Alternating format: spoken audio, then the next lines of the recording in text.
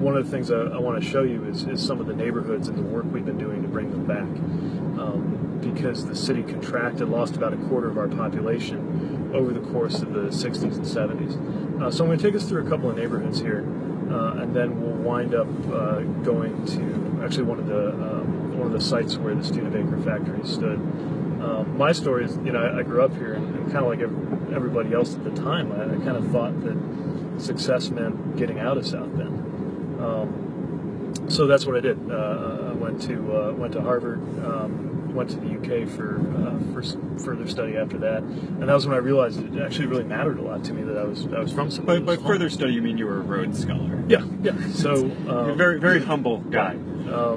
And it was a great time. I loved that. But I began to realize that actually this was home. Like, it meant something to be from a place like South Bend. And actually,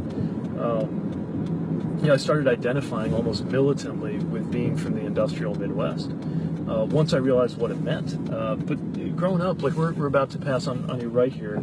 I don't know if it's possible for viewers to see it, but these are the remnants of what was once one of North America's top 10 breweries. You can see the smokestack on the left-hand side. That's all that's left, but this stood as this kind of hulking, empty brewery. You can see the bricks. We just completed the demolition on everything but the smokestack. And this kind of haunted my neighborhood. And structures like this haunted all of our neighborhoods, especially on the west side, growing up. But that's part of what makes the place so interesting, because now you have this revival going on, even in a smaller, what some would call Rust Belt community in the middle of the country.